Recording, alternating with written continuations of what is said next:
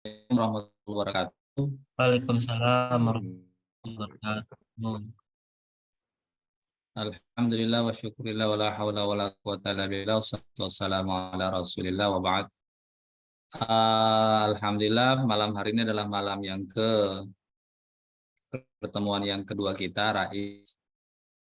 Dan pada malam hari ini kita akan diskusi tentang bagaimana teknik navigasi, ya. Teknik navigasi untuk publikasi jurnal nasional atau jurnal internasional atau untuk bisa mendapatkan dana hibah.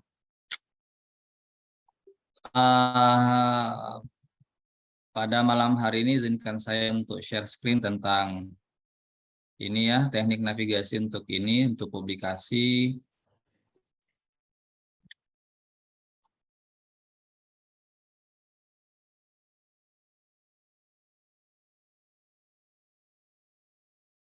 Oke, baik.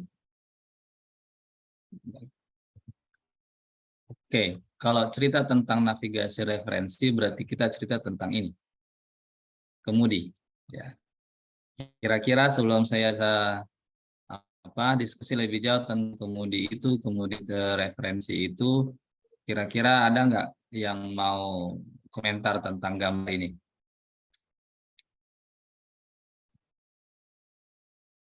Ini kejeratu.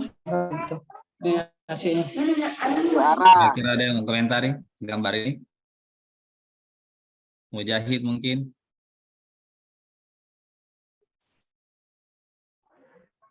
Tiara. Ada Ustaz. Tidak ada Ustaz. Enggak ada? Lagi penunjuk arah Ustaz. Iya, penunjuk arah, benar. Apalagi selain itu? Pak Sultan. Setir kapal. Ini menunjukkan bahwa kemana kita akan mengarah itu tergantung dari keinginan dan kemana kita mengarahkan kemudi itu. Oke, baik. Oke. Suswandi? Halo, Suswandi.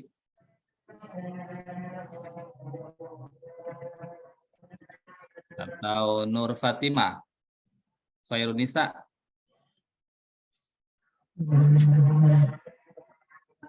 Halo.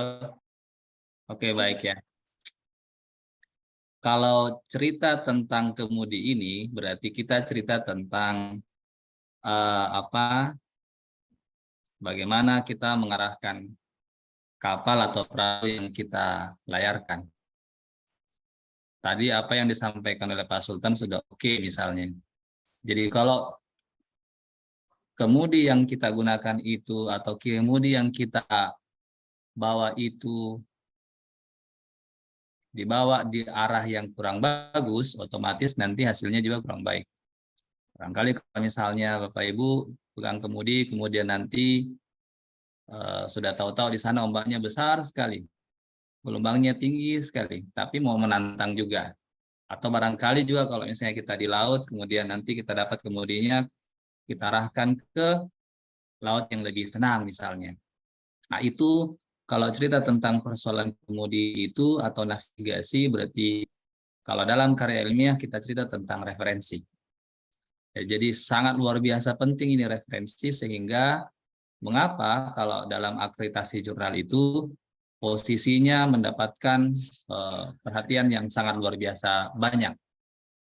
Jadi kalau cerita tentang akreditasi jurnal Sinta misalnya ya, Sinta 2, Sinta 3, bahkan ada yang Sinta 1, otomatis yang paling dilihat oleh editornya, yang paling pertama di screening ketika Anda submit di artikel yang sudah akreditasi Sinta 1, 2, 3 dan Sinta 1, 2 dan 3 khususnya, itu yang paling dilihat adalah referensinya atau navigasinya. Semakin bagus referensi yang kita gunakan, maka mereka akan menganggap bahwa tulisan kita akan semakin berbobot, semakin berislah kira-kira. Contohnya begini. Ini contohnya adalah ketika misalnya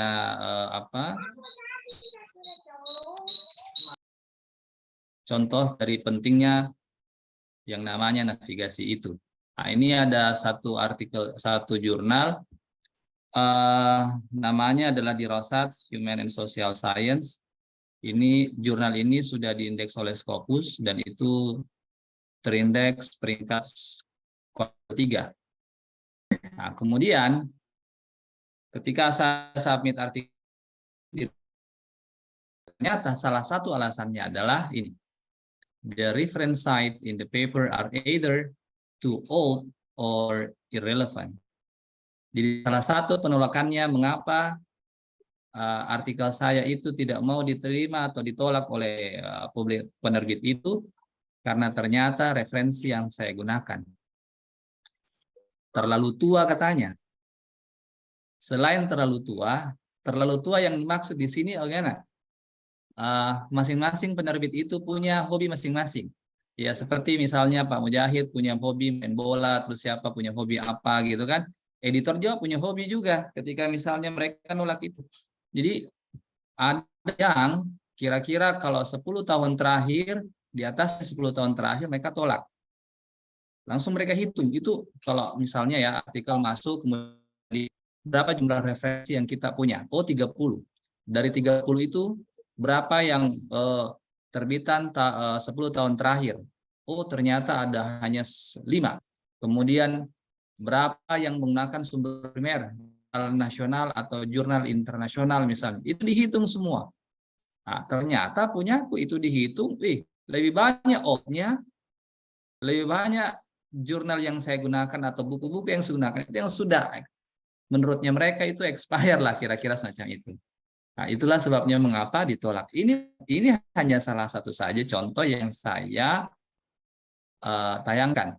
Contoh lainnya banyak sekali. Saya kemarin di jurnal McTesol Journal juga sama juga. Pokoknya ternyata referensi itu memang sangat luar biasa penting. Kenapa? Karena pertama kali yang dilihat itu oleh editornya ketika artikel masuk adalah referensinya. Contoh lainnya IJIMS. Bapak Ibu mungkin tahu jurnal IJIMS, jurnal yang diterbitkan di IAIN Salatiga dan sekarang sudah terindeks Scopus kuartil 1. Kemarin saya sempat ketemu dengan salah satu editornya. Kemudian dia mengatakan bahwa setiap bulan kami menerima lebih dari 100 artikel. Setiap bulan. Dan untuk bisa menyeleksi artikel-artikel yang kami yang masuk kepada kami itu adalah dengan cara kami hanya membaca judulnya, kami membaca abstraknya, dan kami membaca referensinya. Jadi memang referensi ini luar biasa, sangat luar biasa. Jadi mereka baca referensinya. Kalau referensinya yang bonafit semua, ya mereka akan pertimbangkan untuk bisa dikirimkan ke reviewer. Kalau tidak, nanti langsung diarsip namanya. Makanya Bapak Ibu jangan heran ketika mengirimkan artikel itu langsung diarsip. Arsip itu kalau dalam bahasa jurnalnya archive. Kalau sudah media archive itu namanya apa? Namanya ditolak secara halus. Jadi kadang ada yang tanya-tanya juga ya, karena saya pengelola jurnal juga. Kenapa jurnal saya diarsipkan, Pak? Kenapa langsung begitu? Saya bilang itu namanya ditolak, Bapak Ibu. Ya, langsung ditolak. Kenapa langsung ditolak? Karena tadi salah satunya adalah persoalan referensi yang kita gunakan. Baik, oke. Selanjutnya adalah ini. Jadi itu salah satunya, Bapak Ibu ya. Oke, hari ini karena kita cerita tentang navigasi referensi, ada beberapa hal yang kita mau bahas. Yang paling pertama adalah mengapa penting ya, referensi itu mengapa penting, dan yang kedua adalah bagaimana teknik navigasi. Teknik navigasi itu dibagi menjadi beberapa macam. Yang pertama adalah navigasi berbasis penerbit, itu yang pertama. Terus yang kedua adalah navigasi berbasis indeksasi. Yang ketiga, navigasi berbasis bibliometrik. Dan yang keempat adalah navigasi berbasis media sosial. Dan malam hari ini insya Allah kita akan praktek ya beberapa untuk bisa supaya kita merasa terbiasa lah kira-kira semacam itu. Baik. pertanyaannya kemudian adalah apa itu referensi? Karena kita mulai dari nol, mulai dari dasar, jadi kira-kira menurutnya Bapak Ibu semuanya referensi apa? Ada di sini Tiara? Halo, halo, halo. Andi Ummu Fauzia mungkin? Referensi itu apa? Bahan rujukan, Pak. Sumber rujukan, Bahan baik. rujukan. Oke, sumber rujukan. Kemudian Ahmad Ghifari. Teman-teman, apa ya, siapa lagi? Adifa. Mir'ah Hasan. Kira-kira menurut Pak itu referensi itu apa kira-kira? Rujukan atau biasanya acuan yang biasa dikutip untuk mempertegas pernyataan dalam kali ini ya. Siap, sumber acuan ya, baik. Yang lain mungkin yang selain sumber acuan ada nggak kira-kira? Daftar pustaka, Pak. Daftar pustaka. Baik. Nah, sekarang kalau misalnya ada beberapa ini dari Miller 2005, ada Simpson. Nah, ternyata referensi itu adalah sumber informasi seperti yang sudah disampaikan untuk bisa mendukung atau memverifikasi pernyataan, klaim atau fakta. Terus yang kedua adalah ternyata referensi itu bisa memberikan dasar ilmiah dari sebuah karya tulis ilmiah. Kemudian dia bisa juga memberikan peta pengetahuan bagi pembaca. Peta pengetahuan yang saya maksudkan di sini itu tadi Bapak Ibu. Jadi ketika misalnya Bapak Ibu submit artikel ke jurnal, mau Sinta biasanya bermainnya di Sinta 2, Sinta 1, atau bahkan di Scopus, itu yang dilihat referensinya duluan. Kalau Bapak Ibu nulis sesuatu, kemudian nanti referensinya 30 atau sampai 40, langsung bisa dihitung kalkulasinya. Oh, berapa persen sumber primernya. Kemudian kalau dalam akreditasi jurnal, kita bisa biasanya kita menghitungnya 80%. Kalau 30 berarti 80%-nya dari 30 itu. Oke, kalau 40 berarti 80%-nya dari situ. Itu harus wajib. Kemudian selain itu terbitannya yang 10 tahun terakhir. Ini yang dia maksud dengan referensi itu bisa memberikan peta pengetahuan bagi pembaca. Selanjutnya adalah kita bisa merujuk dan memilih entitas yang sesuai dengan konteks penelitian. Yang jadi pertanyaannya adalah kenapa referensi itu penting? Oh, ternyata referensi itu penting sebagai pengakuan terhadap karya orang lain. Kemudian yang kedua adalah kadang-kadang kita bisa memverifikasi interpretasi penulis terhadap temuan. Saya punya satu pengalaman kemarin ketika artikel saya direview oleh salah satu jurnal, dan itu terindeks Scopus Q1. Dia verifikasi Dia verifikasi referensi yang saya gunakan, dan dia mengatakan bahwa referensi yang kamu gunakan ini ternyata sudah ada bantahannya. Jadi waktu itu saya tulis tentang CDA, analisis wacana kritis, yang berkaitan dengan bagaimana seorang perempuan itu berjihad dengan caranya tersendiri. Kemudian saya menggunakan referensi jurnal, artikel jurnal, dan kemudian editornya mengatakan bahwa referensimu itu sudah usang, ada yang paling terbaru dari ini. Dan editornya langsung memberikan clue kepada saya untuk bisa membaca. Silahkan baca ini, baca ini, baca ini, baca ini. Bayangkan. Jadi waktu artikel saya itu direview, saya juga diberikan masukan. Jadi itu. Jadi dia memverifikasi. Bahkan kemarin saya ngobrol dengan salah satu kolega, Pak Dr. Alimin, dan cerita tentang salah satu kawannya yang menjadi reviewer di jurnal Brill misalnya. Di sana itu diverifikasi page number-nya, nomor halaman dari buku yang kita kutip. Ketika misalnya kita menuliskan sesuatu, kemudian tidak ada misalnya dituliskan page number-nya atau halaman artikel jurnalnya, dan ketika editornya mencari dan menemukan hal yang berbeda, maka dia akan mengkonfirmasi. Itulah yang dimaksud dengan tadi memverifikasi temuan. Kemudian selanjutnya adalah merepresentasikan perhatian penulis terhadap sebuah karya secara detail. Kemudian ini meningkatkan keaslian karya kita. Jadi semakin babon referensi yang kita gunakan, maka keasliannya juga semakin oke. Kemudian dia juga bisa membantu kita menghindari plagiarisme dengan memperjelas ide mana yang kita punya dan ide mana yang dipunyai oleh orang lain. Selain itu, referensi juga berfungsi untuk menunjukkan keluasan dan kedalaman penelitian. Ya, jadi memang sangat luar biasa ini referensi karena memang pintu gerbangnya artikel kita ditolak atau diterima itu di referensinya. Dan yang paling terakhir adalah membuka pintu pengetahuan baru. Oke. Selanjutnya di bagian apa saja, di sub bagian apa saja kita butuh banyak referensi. Nah, ternyata dasar pengalaman ini di bagian pendahuluan itu ada yang disebut dengan celah penelitian atau research gap. Apa yang sudah dikaji oleh orang lain dan apa yang belum dikaji oleh orang lain.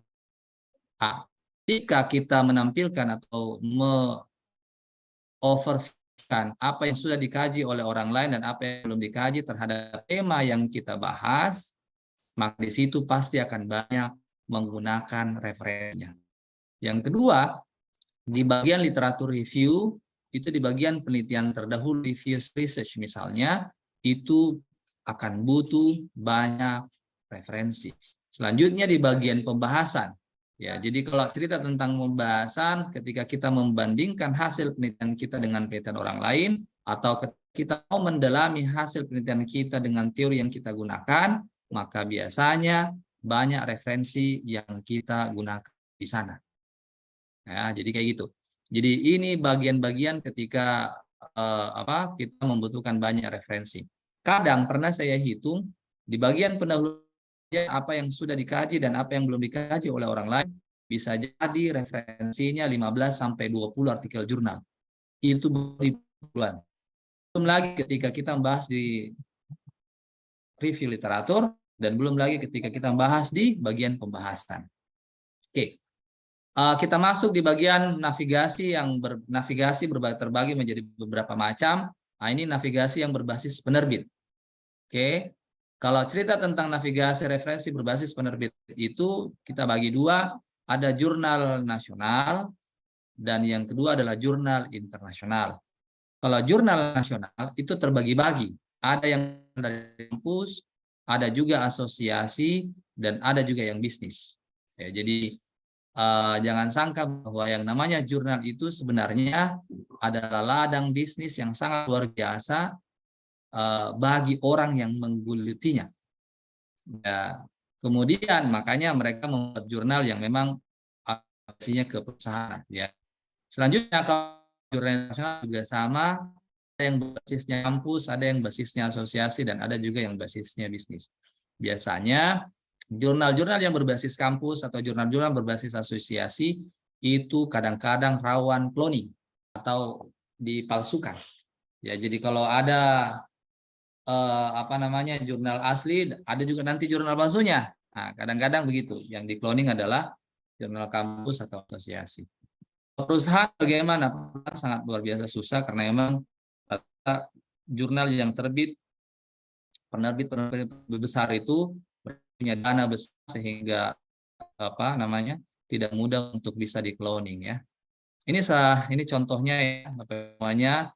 Contoh kalau Cognition and Emotion ini jurnal, publisher-nya adalah Taylor & Francis Ltd, itu adalah perusahaan, otomatis ini sangat luar biasa. Di Scopus juga nanti dia diindeks oleh Q1. Nah, ini yang contohnya yang berbasis perusahaan. Kemudian contoh yang berbasis kampus ada Studies in English Language Education, itu publisher-nya adalah universitas, Tsinghua University itu di Aceh. Itu kampus punya, kemudian sudah juga terindeks oleh Scopus. Nah, kemudian kalau misalnya dia sifatnya dia asosiasi Journal of Social Studies Education Research, itu publishernya adalah Association Social Study. Jadi memang apa ketika kita mensub artikel, kita lihat-lihat dulu apakah basisnya sosial, basisnya kampus, atau basisnya nanti perusahaan. Baik. Nah, ini langsung ini adalah database jurnal internasional yang barangkali Bapak Ibu butuh apa untuk bisa melacak atau menavigasi tema-tema yang kita butuhkan. Sebagai contoh, ini ada tenfonline.com, ada sciencedirect.com, ada online library Wiley.com, ada Sage, ada Springer, ada Academic Oak, ini Oxford yang terbitkan, ada Cambridge, dan ada Emerald. Database jurnal yang ada di sini adalah database yang sangat direkomendasikan untuk bisa digunakan. Jadi sebagai contoh ya, Bapak Ibu, ini saya kasih contoh. Saya share screen. Oh, sorry.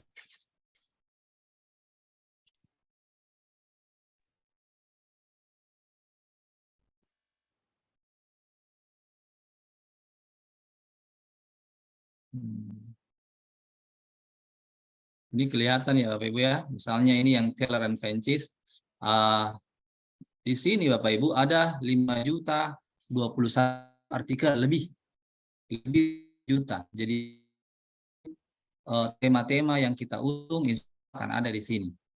Ya, jadi kalau Bapak Ibu misalnya mau menulis, misalnya salah yang rekomendasikan adalah Tenfonline atau Keller and Francis. Tinggal nanti Bapak Ibu tulis dalam bahasa Inggris kira-kira yang apa minatnya kita. Contoh kalau kita cerita tentang online learning misalnya, pembelajaran online ada. Nah, di sini lihat ada 261.701 artikel yang cerita tentang apa? Cerita tentang pembelajaran online. Ini ada semua. Ya. Equity, online learning. Nah, kemudian di sini Bapak Ibu ada yang disebut dengan ini open access, kemudian ada juga yang bisa kita minta full access-nya. Jadi tinggal Bapak Ibu centang di sini, contoh ya open access bisa dicentang. Nah, kemudian setelah Bapak Ibu centang begitu, otomatis kemudian nanti publication-nya. Tadi yang sudah saya sampaikan bahwa biasanya editor itu akan lihat jurnal-jurnal atau artikel yang terbaru ya. Jadi bisa dicek di sini misalnya. Mulai dari 2018 atau kalau 2023 sekarang berarti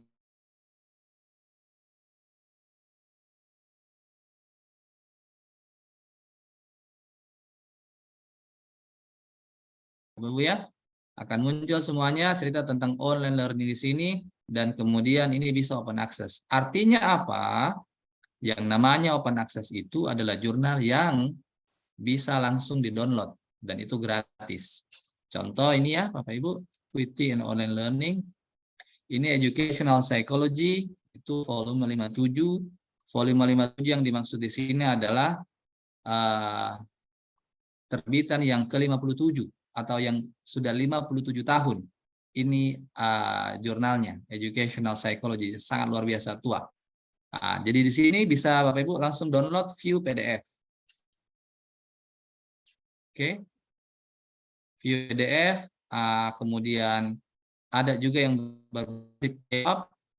Ya, yang Bapak Ibu pilih adalah yang PDF punya. Ya, Equity and Online Learning ini langsung download. Download PDF, bukan yang EPUB ya. Karena kenapa kalau misalnya EPUB itu apa yang sifatnya dia bisa didapat. Nah, itu kalau kita menggunakan tadi open access tadi. Bagaimana persoalannya dengan full access? Bisa Bapak Ibu yang nanti bisa Bapak Ibu juga dapatkan itu artikel-artikel terbaru di bidangnya kita, tema yang kita ingin kaji misalnya. Nah, itu langsung ada di sini. Oke. Mungkin ini ya sama ya online learning full access. Jadi semua ini bisa diakses Bapak Ibu dan itu bisa langsung di-download gratisan. Ya, itu gratisan tanpa perlu bayaran. Nah, jadi memang kalau di sini ada kode-kodenya, bisa Bapak Ibu lihat kode open access yang ada kunci terbuka. Nah, kemudian nanti di sini ada juga free access ini ya. Nah, free access di sini yang ada centang warna hijau itu bisa kita dapatkan. Nama jurnalnya adalah Distance Education. Kemudian ini lain. Nah, itu langsung bisa kita dapatkan view PDF-nya. Ini. Oke. Itu. Mungkin ada yang bertanya-tanya kalau misalnya saya ini kan bukan dari ini kan semua berbahasa Inggris, Pak. Biasanya anak siswa, mahasiswa S1. Kemudian mereka berselancar atau menavigasi jurnal, tapi capacity bahasa Inggris rendah misalnya. Terus bagaimana caranya? Caranya adalah Bapak Ibu bisa pakai langsung Google Translate untuk bisa menerjemahkan bahasa Indonesia. Jadi yang Bapak di sini adalah Google Translate, Google terjemahan yang ada dokumennya. Yang ini ya. Jadi bisa langsung klik dokumen ini. Oke. Ini Bapak Ibu, kemudian jelajahi komputer, kemudian nanti bisa ambil tadi yang sudah download, tadi Equity in Online Learning misalnya. Kemudian setelah itu open. Setelah itu nanti kita pastikan bahwa ini dari Indonesia terjemahkan.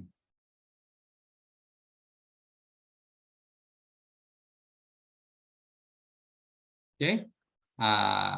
Jadi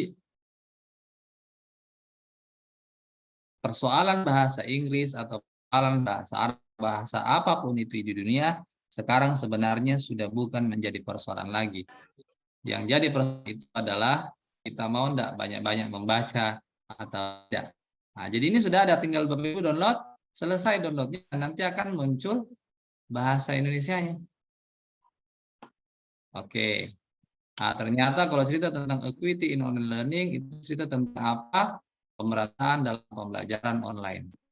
Ini langsung ada anunya, langsung ada terjemahannya.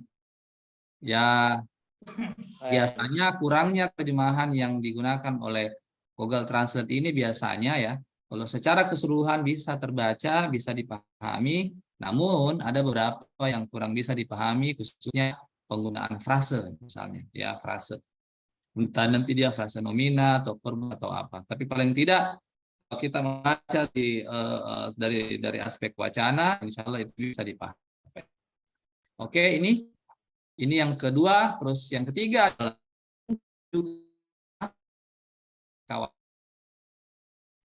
atau ini saya tanya, barangkali ada yang mau bertanya ini apa yang mau dicari supaya langsung kita praktek begitu, terus siapa tahu nanti kita akan mendapatkan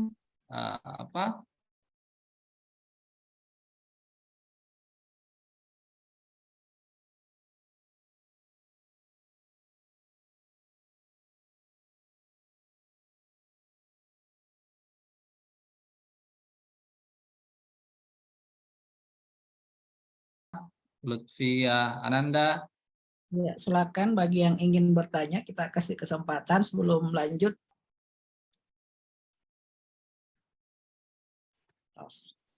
Oke, Bu Nur, sepertinya raise hand, silakan Bu.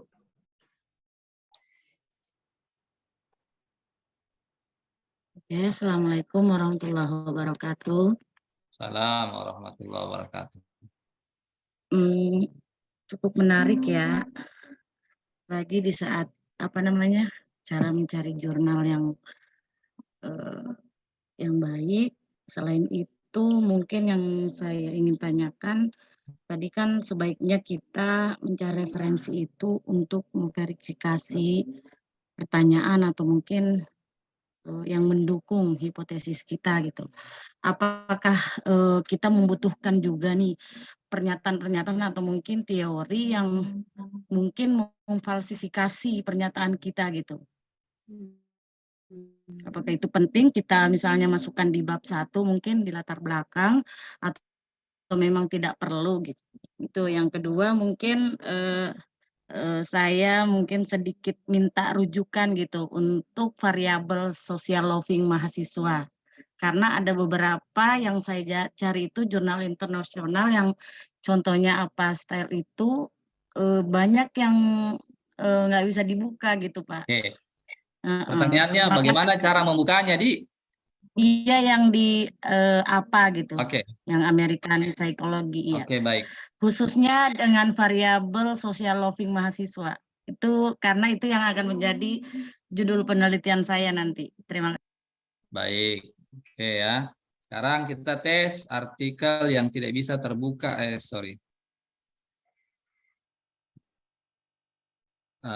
Sebentar.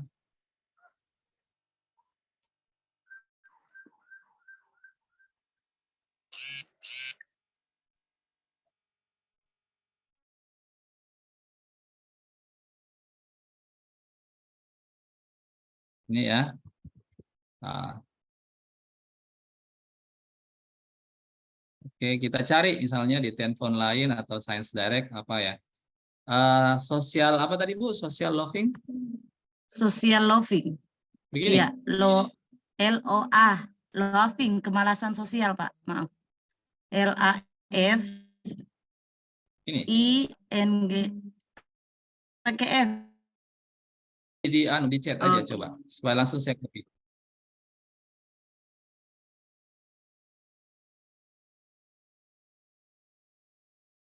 Oke.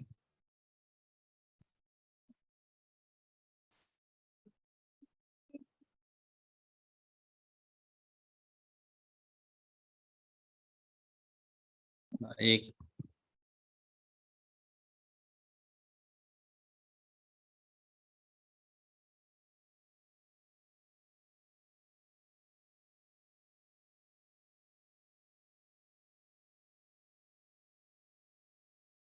Ini ya Bu ya. Mitigating Social Loving Team Based Learning 2004. Oke. Baik. Coba kita cari yang 2019 sampai 2023 filter. Oke, baik. Ini ada ya, ada social loving among learner support staff. Ini tahun 2022 kita tes aja ya. Oke, ini. Ini jurnal Open Learning, the Journal of Open Design and Learning. Adalah jurnal yang close access. Kenapa dibilang close access? Karena di bawahnya itu dia minta bayaran untuk bisa di-download ya. Bahkan bayar sampai $50 satu artikel. Nah, terus apa yang harus kita lakukan? Yang harus kita lakukan itu sebenarnya ada beberapa macam. Pertama adalah kita bisa menggunakan DOI-nya untuk mencari ya. Kadang misalnya ada artikel jurnal yang terbit dari satu jurnal tahun itu 2023 kemudian tidak bisa diakses. Nah, kadang juga ada yang bisa. Kalau tadi itu yang social loving tadi ini karena tidak bisa diakses maka Ibu cukup mengcopy DOI-nya kemudian nanti Ibu menggunakan aplikasi Skyhop Visa ini .net dan kemudian nanti bisa di-download. Ini sudah ada. Kadang-kadang untuk bisa menggunakan Skyhop ini juga kadang tidak bisa juga kita gunakan. Cara yang lainnya bagaimana? Cara yang lainnya adalah kita bisa menggunakan medsos yang disebut dengan ResearchGate, tapi nanti saya akan sampaikan di bagian belakang. Ini coba ya, ini misalnya saya buka ResearchGate saya, kemudian profil, kemudian saya mau cari ini yang disebut dengan ini ya, ini Didi Mercy Oval ya ini. Nah, ini ternyata yang namanya ini apa? Didi Mercy Oval ini banyak ya, banyak juga artikel yang dia buat.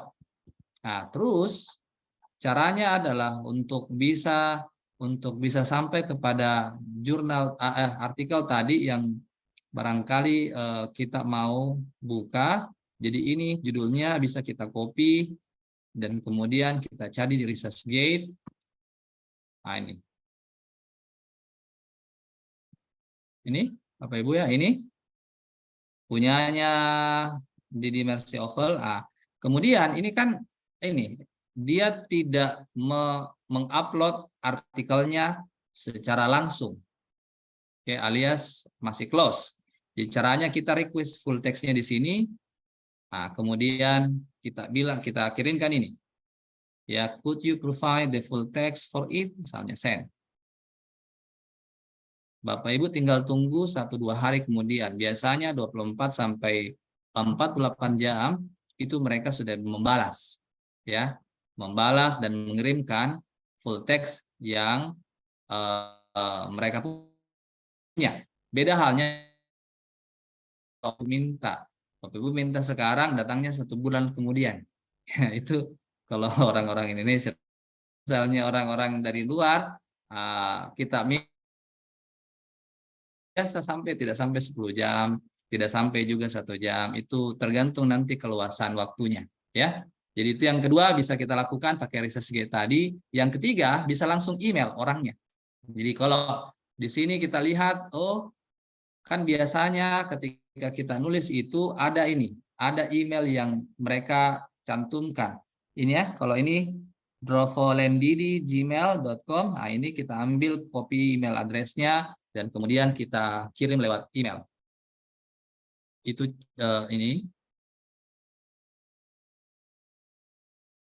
Misalnya ini, oke. Kemudian ini emailnya, kemudian subjeknya apa gitu ya. Subjeknya misalnya asking for article misalnya ya. Asking for article. Kemudian kita langsung misalnya Didi. Oke, misalnya saya sudah membaca artikel kamu yang berjudul ini dan saya tertarik untuk bisa mensitasinya. Bolehkah Anda mengirimkan saya artikel fullnya? Kirim. Gitu ya. Jadi ada 3 cara untuk yang bisa kita gunakan untuk bisa mencari artikel itu. Yang pertama tadi pakai Skyhub, yang kedua kita email langsung orangnya, kalau yang ketiga kita pakai media sosial ResearchGate. Oke. Gitu Bapak Ibu ya. Itu ada banyak, jadi nanti Ibu Nur Aini bisa nanti download ya, download artikel-artikel yang ada. Nah, tapi ini kan baru salah satunya saja, telepon lain. Ada yang disebut dengan Science Direct bisa kita gunakan. Ini kemudian ada Wiley ya, Wiley Online Library ini bisa kita gunakan. Nah, kemudian ada juga misalnya Sage ya, SagePub itu bisa kita gunakan. Ini ada juga kita bisa gunakan Springer Link ya. Springer Link ini bisa kita gunakan. Ini jadi ada banyak ya Bapak Ibu. Kenapa? Karena satu saja penerbit menyediakan jutaan artikel. Apalagi kalau Bapak Ibu pakai yang Wiley, pakai Springer, ada pakai Science Direct, itu sangat luar biasa. Oke Bapak Ibu. Mungkin itu untuk bisa lebih jelasnya, barangkali nanti saya minta ini dulu kita latihan ya. Karena biasanya kalau Bapak Ibu langsung lihat-lihat apa yang saya sampaikan di sini, hanya dilihat saja dan nanti akan lupa. Jadi saya minta latihan. Jadi tolong admin nanti dibagi ini grupnya berbasis pendidikan saja, S1, S2, S3 dikelompokkan. Nah, kemudian nanti Bapak Ibu bisa masuk di situ dan nanti di sana ada Bapak Ibu akan bisa dipandu untuk bisa mencari artikel sesuai dengan tema yang Bapak Ibu inginkan.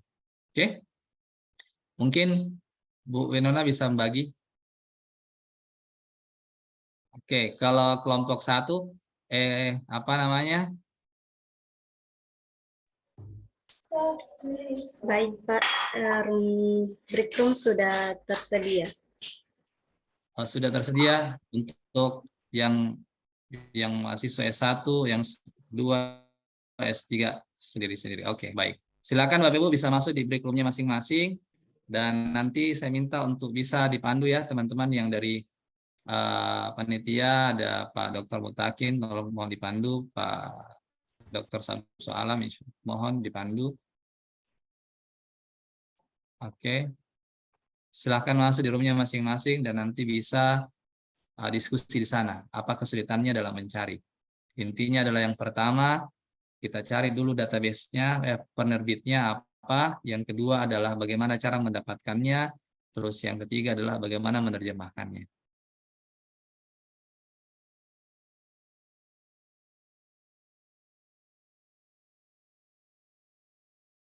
Waktunya 10-15 menit ya, Bu Benon ya. Baik, Pak.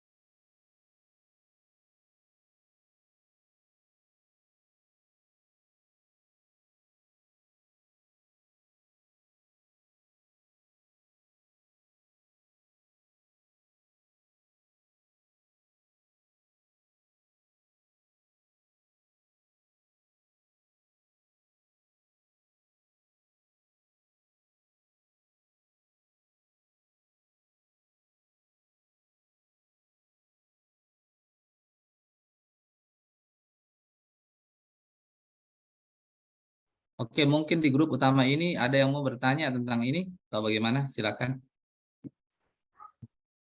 Yang S1 bisa segera bergabung di grupnya, S2 silahkan, kemudian yang S3 di grup utama ini.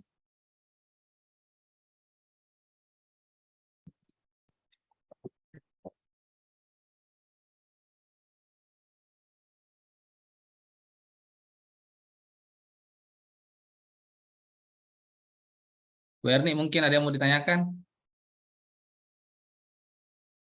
Iya Kak, Ada kedengar mungkin Cak? bertanya? Itu Kak, karena tulisanku saya kan mengenai masalah apa dia Tidak ada persepsi. gambarnya? Sudah Kak, tunggu dulu Kak, kami baru Kak sudah makan.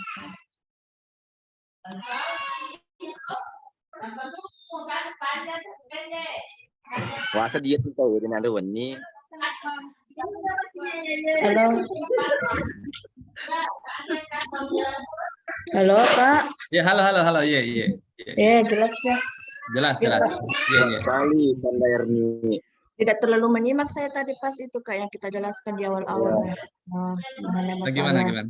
yang bagaimana mencari referensi Kak, karena kan insya Allah untuk tulisan saya ini yang menjadi latihan di RISE ini terkait tentang persepsi mahasiswa PPG terhadap terhadap pelaksanaannya Kak, begitu. Nah, sudah ada beberapa artikel yang sudah saya cari, tetapi yang betul-betul yang fokus terhadap tulisan saya itu belum saya dapat apa nih. Apa judulnya? Kita chat di sini, coba judul tak. Tunggu dulu Kak Dek. Siap.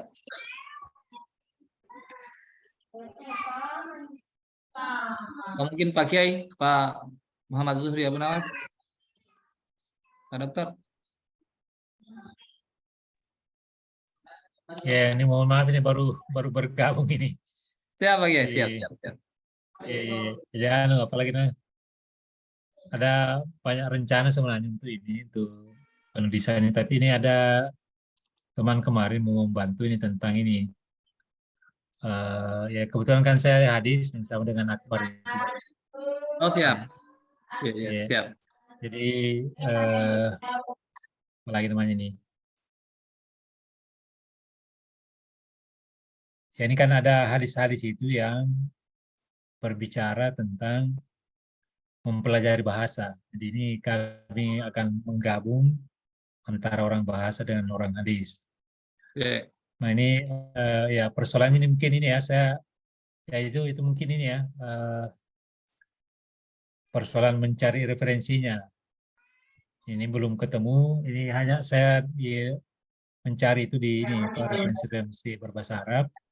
Ya, tetapi terkendalanya itu jumlah hadisnya itu sangat minim sekali. Jadi ini mau ditambah hadis-hadis yang berkaitan dengan pembelajaran bahasa dalam hadis. Jadi mungkin ini ya. Masalah utamanya pakai apa di? Masalah utamanya kira-kira apa itu? Ya jadi mungkin bahasa ini mungkin yang lain itu anjuran Nabi untuk mempelajari bahasa. Oh, anjuran Nabi mempelajari bahasa. Iya. Baik. Coba kita share dulu di Google Scholar, coba ya. Ini yang berbasis indikasi. Coba. Anjuran Nabi mempelajari bahasa.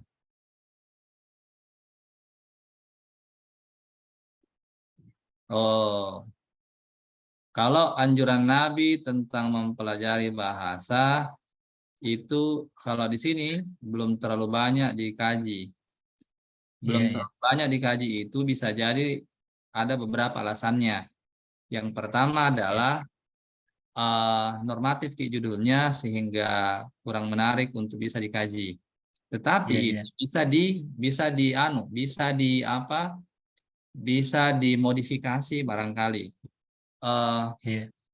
Kita misalnya belajar bahasa melalui media sosial. Bagaimana anak-anak mempelajari bahasa lewat media sosial itu. Nah, ternyata kalau judulnya ini bahasa melalui media sosial, ini ada banyak, lumayan. Ini yang basisnya Google Scholar.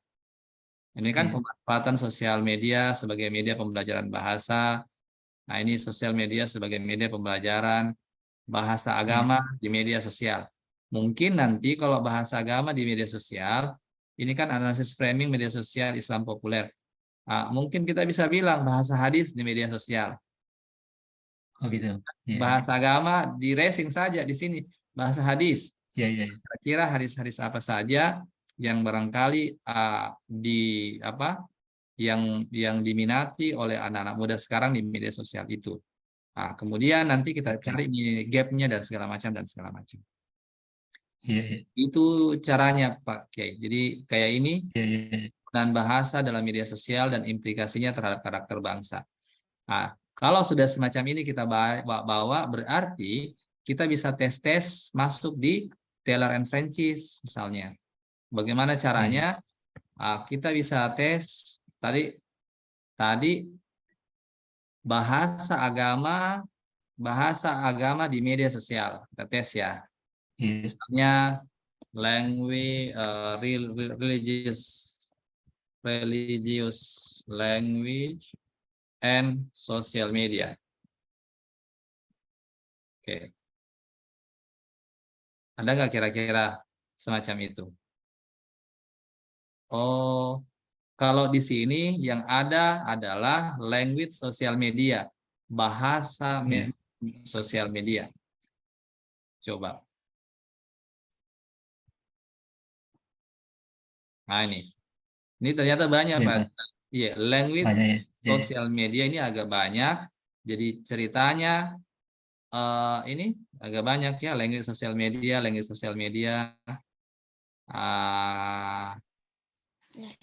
Sosial media, oke, ini satu. Ini tidak kan? Jadi itu coba saya cari di Wiley, language and social media.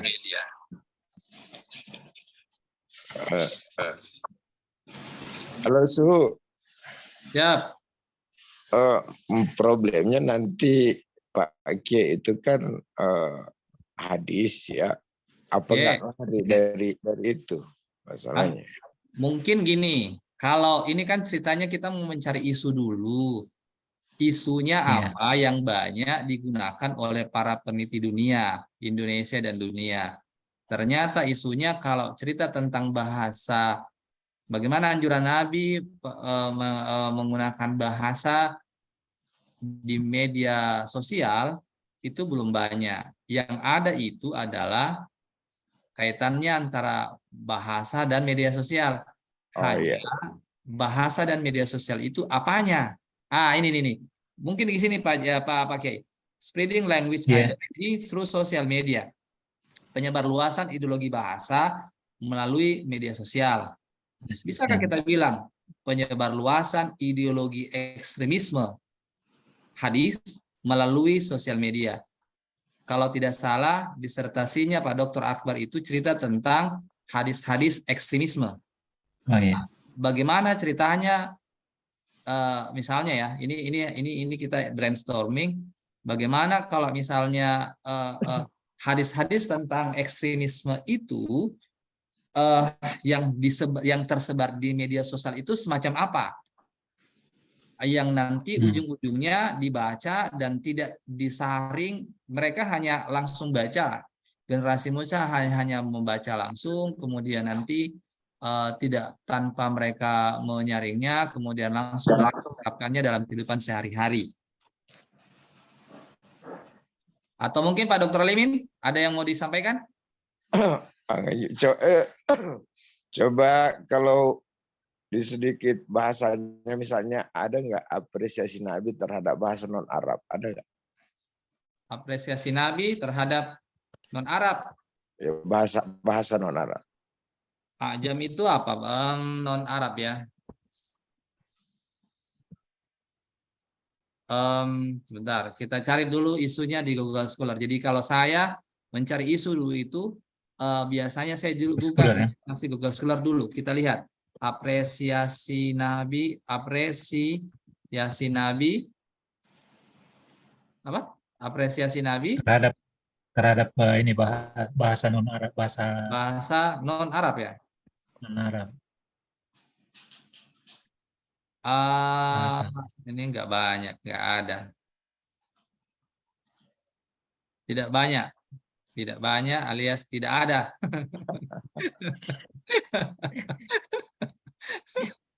Bagaimana Pak Kiai? Ini tidak ada Pak Kiai.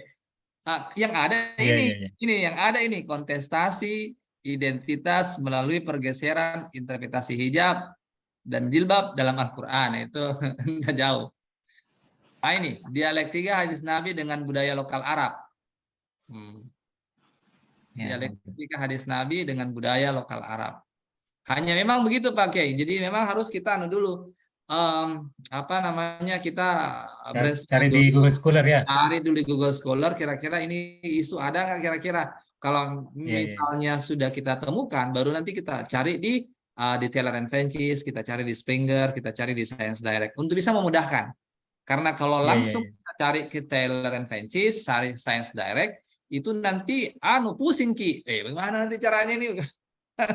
Iya. Gitu ya. Iya. Oke. Mungkin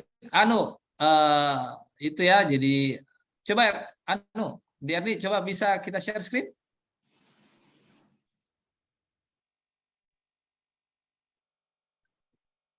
Halo. Riseta itu, ini kan paling tidak kalau Riseta yang riset yang di mana di Taylor & Francis biasanya begini. Namanya TPD. TPD itu disuruh kasih pahami. Teacher Professional Development. Sebentar. Tapi dulu file dulu. Yang mana kok buka? Diarni ini ya. Ini kalau apa judul Taka? Coba saya lihat. Sekarang barangkali bagus kalau misalnya Bu Dokter yang share bagaimana mencari kata kunci di penerbit dunia.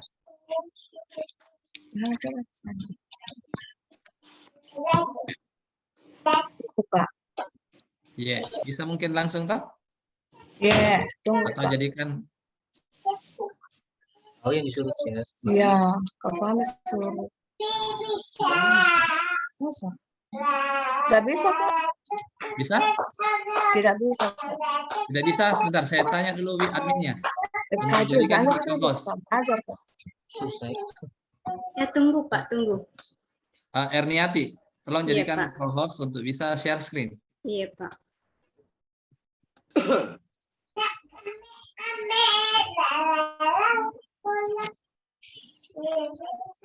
Buka kita ini. Sudah, Pak. Oke, coba kita coba. Tidak, download sayang. Ini. Buka gitu. Ini daftar pertanyaan. Itu Kak. Belum muncul. Belum? Masih file-file yang baru muncul. Belum ini daftar pertanyaan persepsi ini belum muncul. Oh, dikasih bawah sayang. Nah, ini nih. Oke, sudah ada. Apa ini? Persepsi guru terkait program PPG dalam meningkatkan profesionalisme guru. Ya. Oke, baik. Banyak itu. Banyak itu kayaknya. Berarti kalau ini tentang PPG itu apa, Dirni? Ya, Kak. PPG itu apa? Program pendidikan profesi guru. Oke. Sekarang kalau begini judul begini yang kita mau kaji, berarti kita bisa cari di penerbit database itu Teacher Professional Development, pengembangan profesi guru. Nah, kemudian kita lacak sudah sejauh mana topik itu didiskusikan. Oke, siap. Oke, contoh. Contoh apa? Ya, ini bisa kita tutup dulu, Anuta. Tutup dulu ini. Share screen. Ya. Ini share screen. Nah, ini kalau cerita tentang TPD atau Teacher Professional Development itu ternyata ada banyak juga yang kaji itu, namun dari angle yang berbeda-beda. Ada yang kayak ini, supporting online collaborative design for teacher professional development. Desain kolaboratif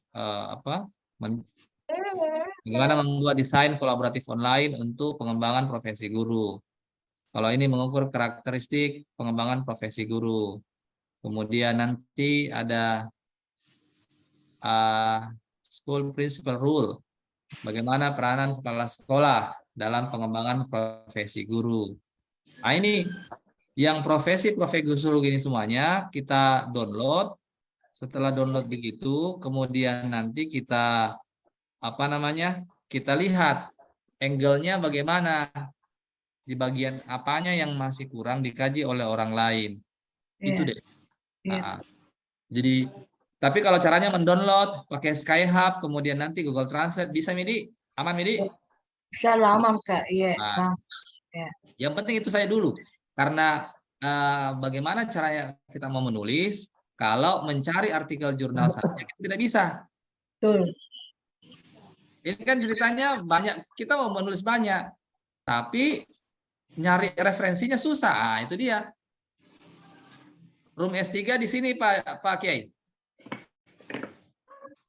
Room S3 ya di sini sama saya. Nanti yang S1 nanti di tempat lain sudah disiapkan. Iya. Siap. Jadi gitu. Siap, Kak. Iya.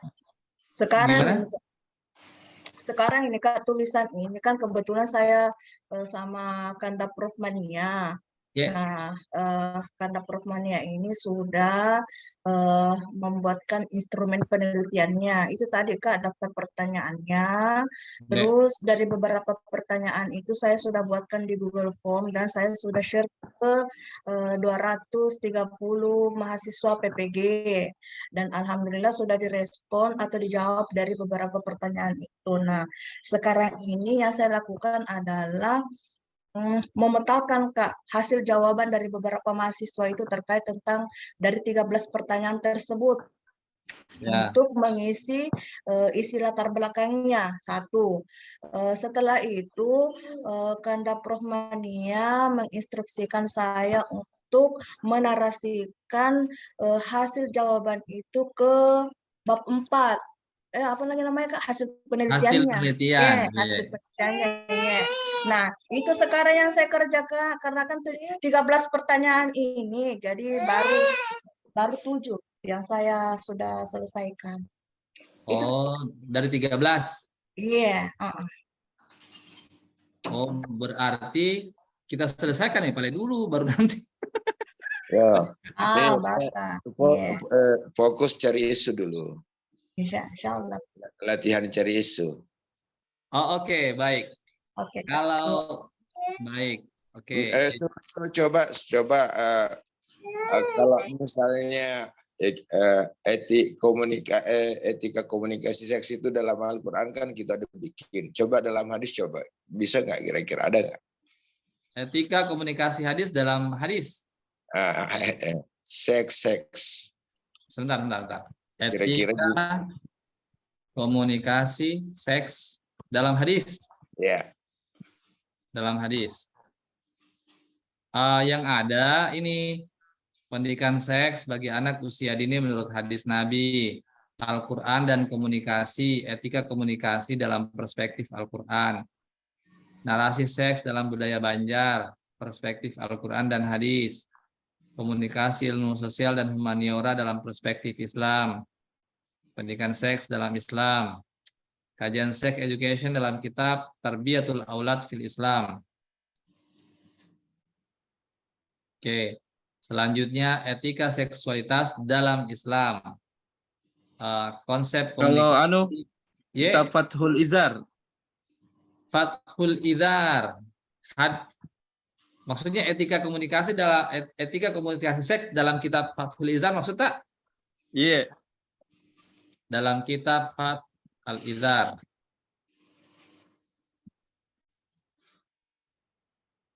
Ini tapi ini ada hanya dia sifatnya skripsi, tesis. Tesis Ya, itu yang membahas banyak tentang pendidikan seks itu dalam Fathul Izar itu. Cuma hadisnya saya tidak tahu apakah hadisnya tinjauan hadisnya yang mau diteliti misalnya tingkat kesahihannya atau ke apanya juga bisa. Nah, Pak Kiai Zuhri itu bisa buka-buka itu Fathul Izar. Jangan buka sarunya aja ya. Sudah terbuka nih. Lamanya baru kelihatan nih Bu Erni ini Palu ya. Iya Ustaz. Alhamdulillah. Iya Bang. Alhamdulillah. Deda lupa iki. Iya.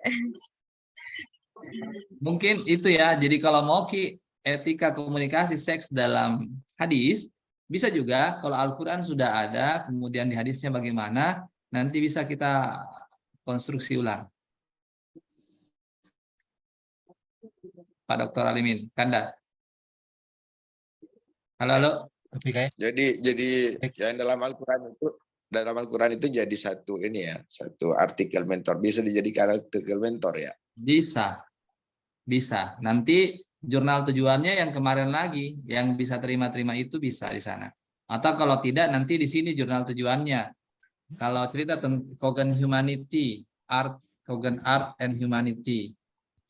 Ini kalau di Scopus dia Q1 dan banyak sekali dia menulis tentang itu. Tentang agama, tentang hadis, tafsir, itu banyak di sini. Terjemahan Quran banyak. Berarti Pak Kiai Suli sudah bisa coba itu ya, cari-cari kata-kata kuncinya. Siapa tahu memang mungkin kan untuk ditulis. Nah, kolaborasi juga bisa Pak Kiai dengan kita Kalimin. Mungkin kita bisa hadis. Satu jadi satu gelombang Ji. Satu gelombang. Iya.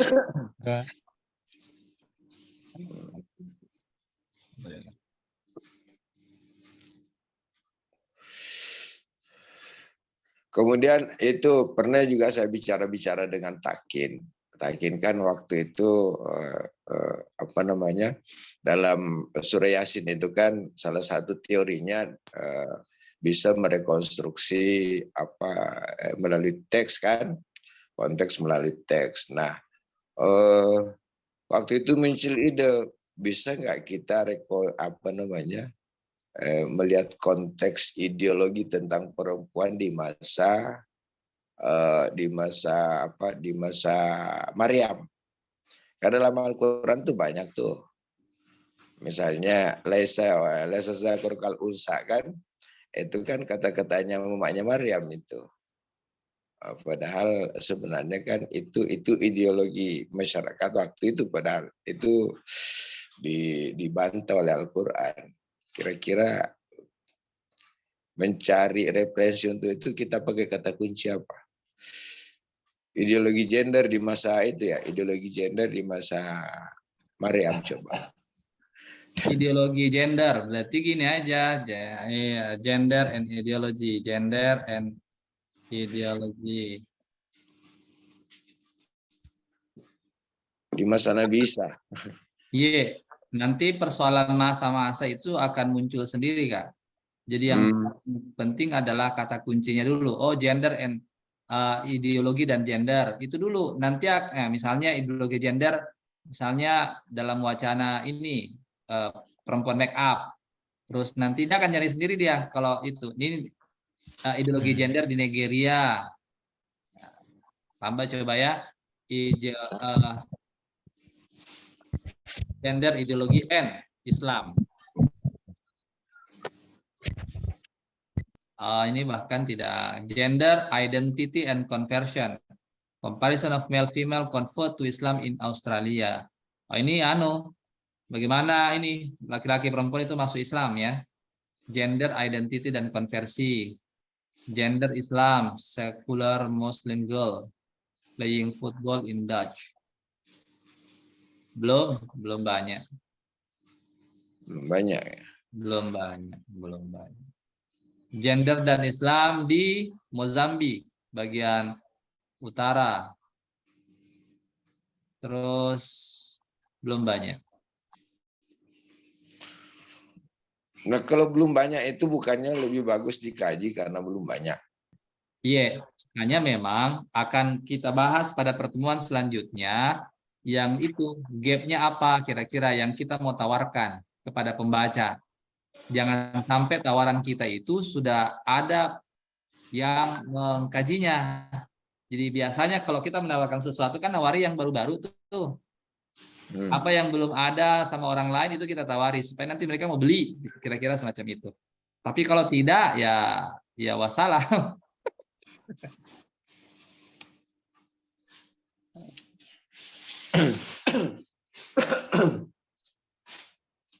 Tapi bisa dicoba kan, kayak gitu itu kan tinggal dicoba saja sebenarnya. Ini enggak terlalu ini susah. Yang penting sebenarnya ketika nulis itu kita ada ada artikel mentornya. Sama misalnya kayak Ibu Besek Mutmainnah ya. Ini cerita tentang kurikulum merdeka. Moderator kita itu Bu, ya, moderator kita yang sekarang ada di Australia, itu cerita tentang kurikulum merdeka. Merdeka belajar ya. Merdeka belajar itu ada. Dan kalau misalnya Ibu mau referensi-referensinya, nanti bisa kontak Pak Samsalam yang ada di Aussie sekarang. Itu banyak referensinya tentang itu Bu ya. Pas nanti selesai disertasinya kurikulum merdeka sudah hilang. Bisa jadi. Oke. Yang jelas di sini sudah oke ya. Ya, persoalan itu ya sudah apa namanya itu bagaimana mencari artikel di penerbit dunia seperti Taylor & Francis, ada Springer, ada Segepep, kemudian ada Science Direct, ada Wiley. Itu sudah oke ya semuanya ya. Anggaplah oke. Hah? Anggaplah dulu.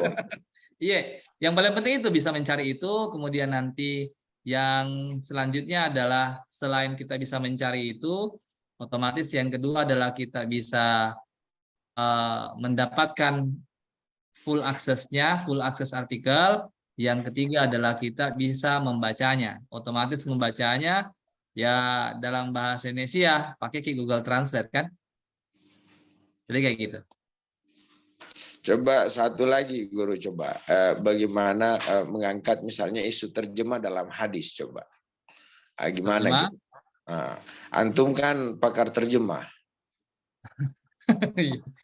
Oke, baik. Terjemahan, translation and hadis. Oke, baik. Al-hadis tidak banyak. Tidak ada. Nggak ada ya? Tidak ada di Taylor & Francis, tidak ada. Saya coba main di Google Scholar ya, untuk buka-buka dulu. Coba. Translation and hadis.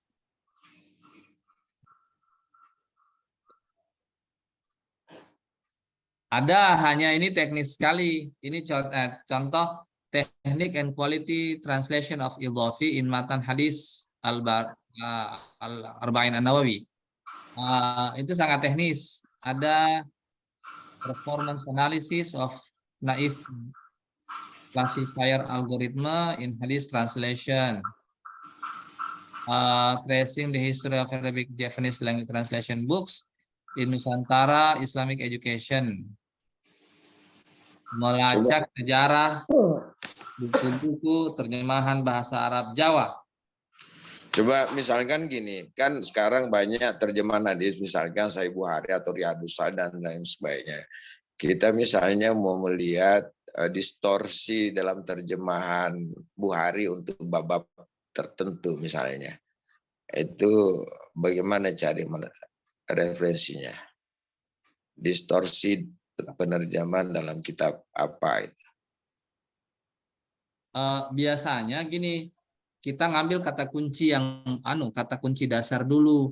Yang pertama adalah satu tentang terjemahan dan yang kedua tentang hadis. Nah, setelah itu nanti kalau mau cerita tentang distorsi, mau cerita tentang ideologi, mau cerita tentang yang lain-lainnya, itu pasti akan muncul sendiri.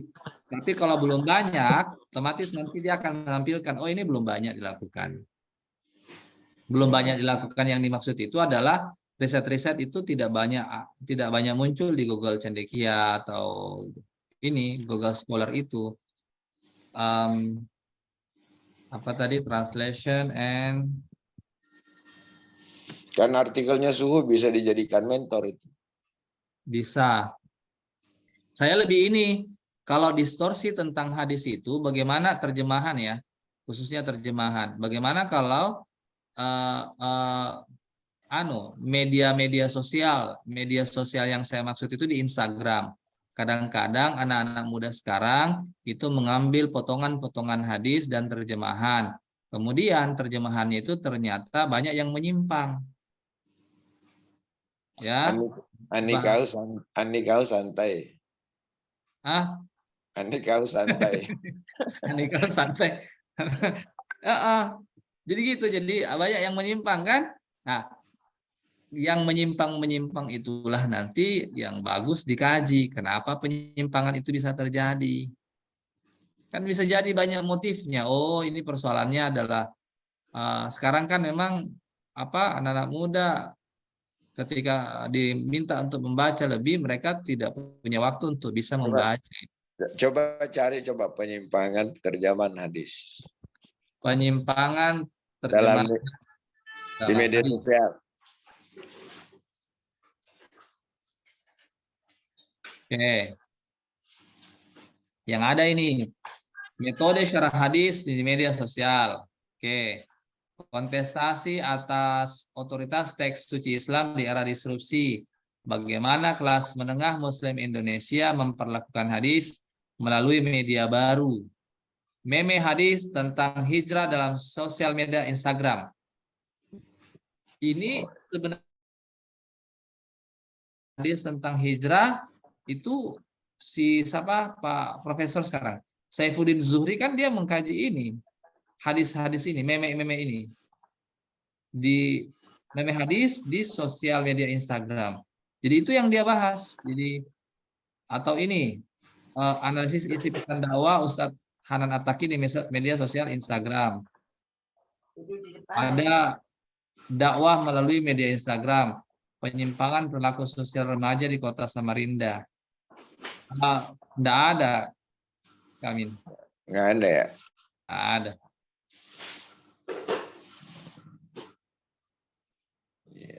Belum banyak.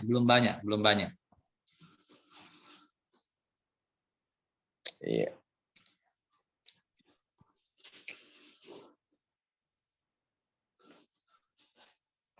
Itu saya kira di antara yang kita omongkan tadi itu bisa dicoba untuk di ini.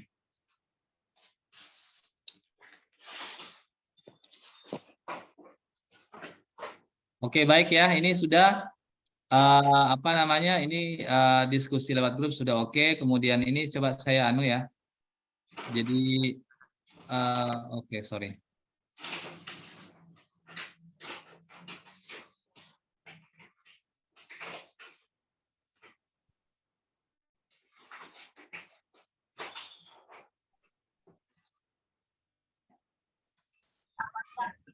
Ini ya tadi sudah database sudah oke semuanya. Kemudian nanti kita pindah ke bagian indeksasi ya.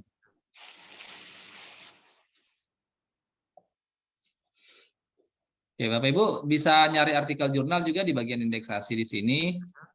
Indeksasi yang saya maksud itu adalah mulai dari indeksasi itu apa? Penyebar luasan. Jadi kalau artikel tak mau disebarluaskan ke seluruh penjuru dunia, itu bisa menggunakan beberapa macam. Yang pertama adalah Google Scholar, itu biasa. Jadi ketika satu artikel jurnal sudah terbit, maka sudah otomatis nanti artikelnya itu nanti akan diambil di crawl oleh Google Scholar. Yang kedua DOAJ atau Dimension. Kalau Dimension ini Dimension ini atau DOAJ ini DOAJ atau Dimension ini itu harus kita mengirimkan artikel ke sana. Contoh, di jurnal Langkawi yang saya kelola sudah terbit. Kemudian saya mau supaya DOAJ dan Dimension itu bisa ikut menyebarluaskan artikel ini ke seluruh penjuru dunia misalnya. Saya kemudian mengirimkan artikel-artikel itu ke DOAJ dan nanti DOAJ yang sebarluaskan. Begitu pula dengan Sinta. Yang ketiga ada namanya Sinta. Sinta itu Science and Technological Index, punyanya Indonesia, Kemenristek Dikti ya. Nah ini untuk bisa mencari Sinta 1 sampai Sinta 6. Jadi kalau di Sinta itu akreditasi jurnal, Sinta 1 dan 2, Sinta 1 dan 2 adalah yang biasanya menjadi patokan utama para peneliti. Kenapa? Karena dari segi isinya, kontennya, dan dari segi teknologinya itu sudah sangat luar biasa bagus. Adapun Sinta 3, 4, 5, dan 6 biasanya kontennya belum terlalu bagus, tetapi secara teknologi OJS, Open Journal System itu sudah bagus. Selanjutnya naik ke atasnya lagi ada indeksasi namanya Scopus. Nah, Scopus kita tahu sama-sama indeksasi jurnal internasional bereputasi. Kemudian ada juga yang disebut dengan SJR. SJR itu apa? Simago Journal and Country Rank. Maksudnya apa? Yang namanya Scopus itu juga ternyata ada pemeringkatannya. Lembaga yang menghitung pemeringkatan itu nilai-nilainya ya. Nilai-nilainya itu misalnya mulai dari nilai 30, 40, 50 sampai misalnya 100. Itu nanti kalau 30, 40 misalnya dia masuk di Q4, kemudian 50, 60 masuk ke 3, kemudian 60, 70 masuk ke 2. kemudian 80 sampai 100 itu misalnya masuk Q1. Penghitungan peringkat itu dilakukan oleh SJR namanya. Jadi SJR atau Simago Jurnal ini adalah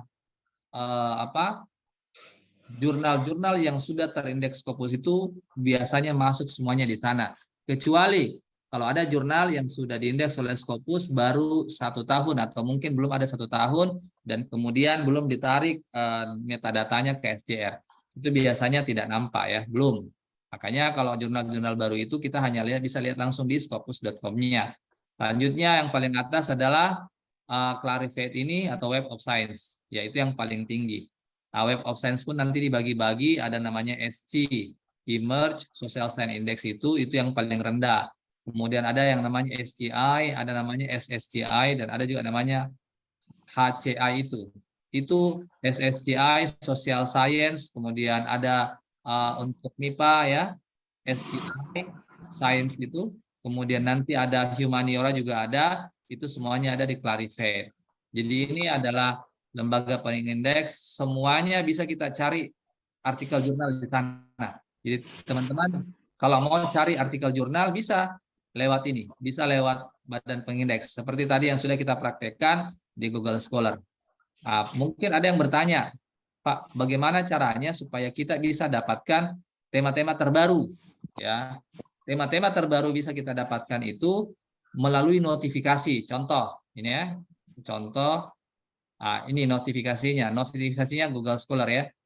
Ini contoh ya, ini kita ketik Google Scholar, kemudian kita ketik topik yang diinginkan, misalnya efikasi diri, kemudian nanti kita klik notifikasi GS-nya, kemudian kita masukkan email dan simpan, setelah itu kita notifikasi dan konfirmasi di email. Insya Allah nanti setiap minggu kita akan dapatkan tema-tema terbaru di bidang kita yang nanti akan masuk ke email yang sudah kita lakukan. Ini saya kasih contoh ya Pak ya, Bapak Ibu. Ini contoh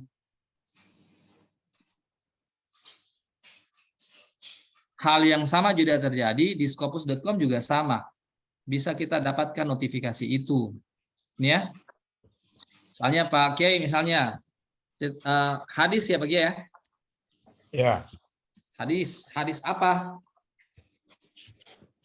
Tarbawi. Tarbawi misalnya ya, Tarbawi. Oke, klik. Nah, ini cerita tentang hadis Tarbawi. Nah, kita buat notifikasi di sini Bapak Ibu ya. Ada notifikasi. Ini buat notifikasi ini. Nah, kemudian nanti dia minta gunakan alamat email yang valid. Ya. Nah, setelah nanti kita gunakan isi alamat email yang valid, nanti di situ ada verifikasi dan kemudian nanti akan muncul di sana. Ya. Sebagai contoh ini Bapak Ibu, ini ya. Ini ya contoh ya. Jadi kita tulis dulu, kita klik Google Scholar, kemudian kita ketik tema yang kita inginkan, kemudian kita klik buat notifikasi. Nah, setelah itu,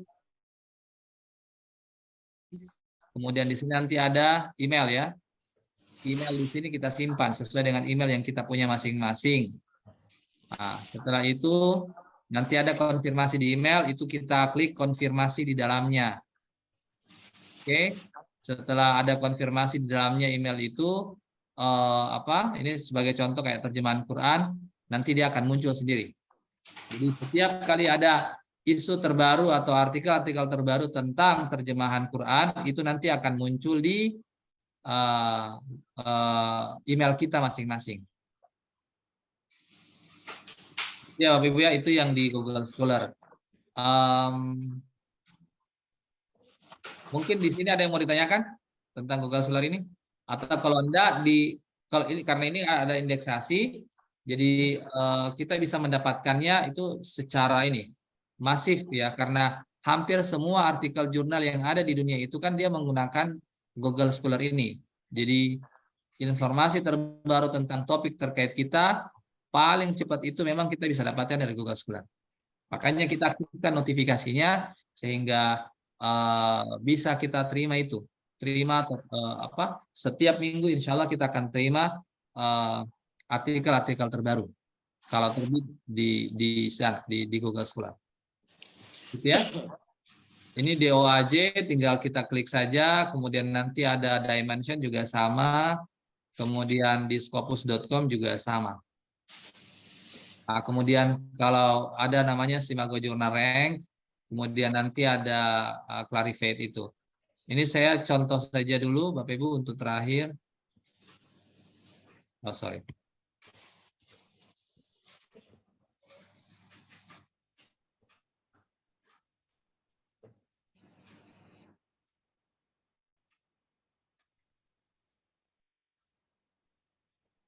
Ini ya, kalau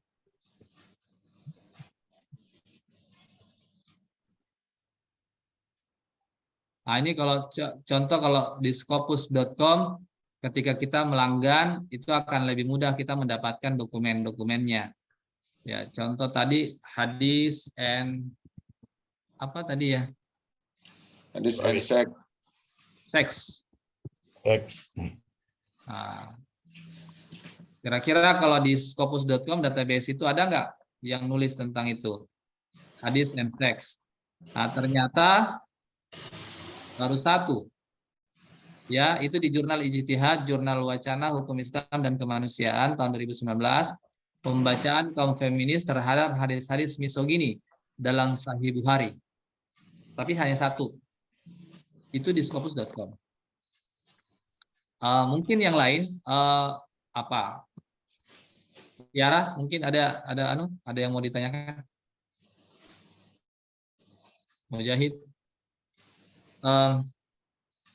Coba misalnya penerjemahan apa tadi? Teacher Professional Development ya.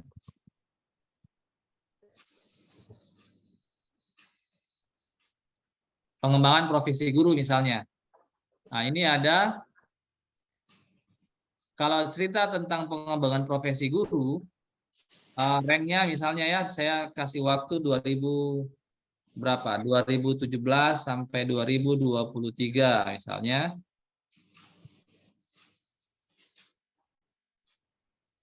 Uh, 2017 sampai 2023 itu ada 20.656 dokumen yang cerita tentang apa? Tentang pengembangan profesi guru.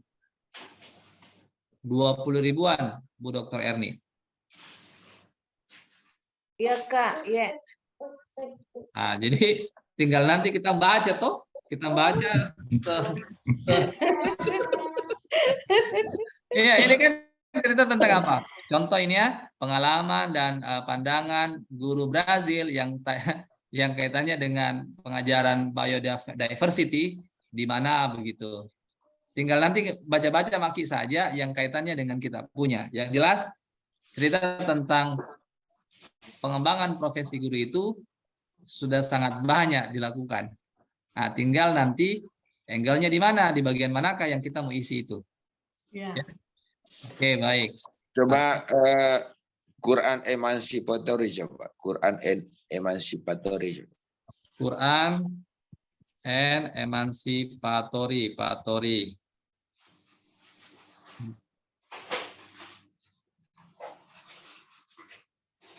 Ada yang nulis. Enggak ada, belum ada. Belum ada ya? Belum ada. Kayaknya pikiran saya orsinil ya. Jadi gitu, jadi enak kalau kita mainnya di doa di sini.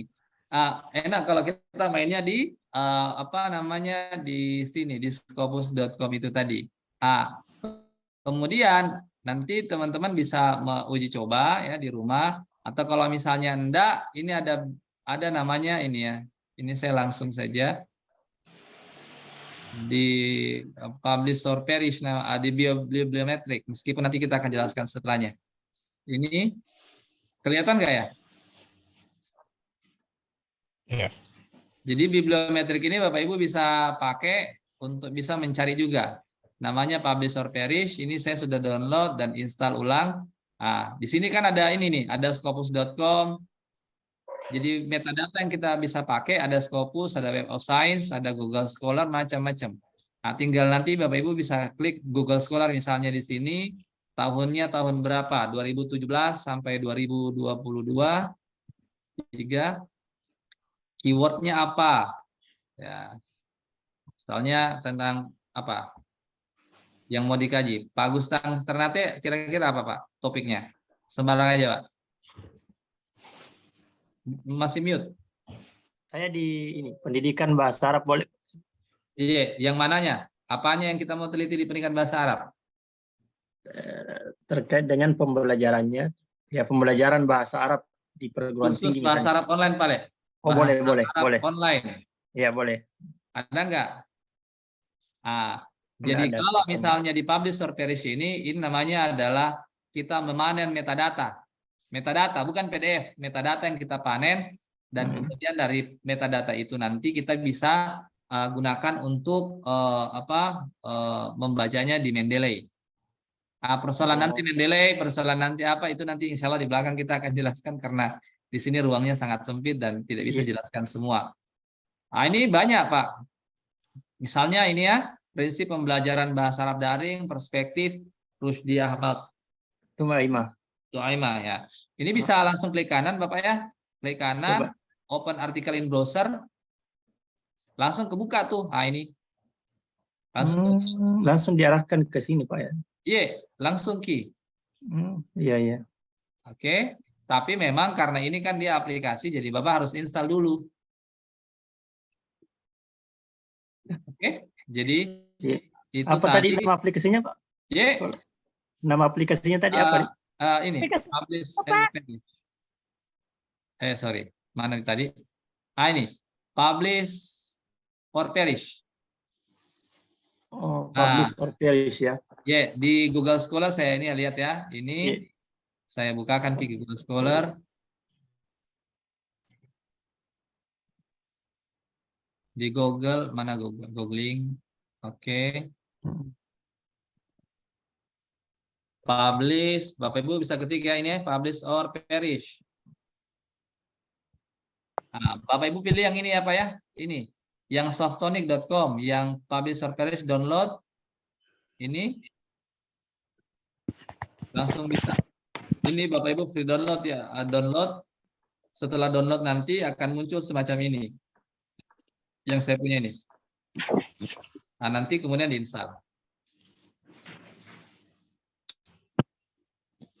Apa ya? Assalamualaikum Pak. Siapa? Pak Fahmi. Terlalu cepat, mohon. Iya, siap. Bagaimana kalau kita buat room?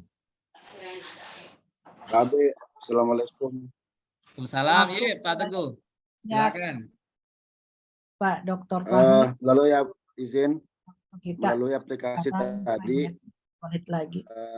Coba dicoba melalui aplikasi tadi Pak Gurta Fahmi tentang ini komis dalam surah Yusuf.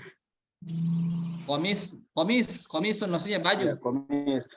Iya, baju dalam tafsir Quran surah Yusuf. Baik, saya tes ya. Ya, tes dulu Pak Kiai Fahmi Gunawan. Siap. Ini saya tes. Komis, baju, pakai baju aja. Baju dalam surah Yusuf.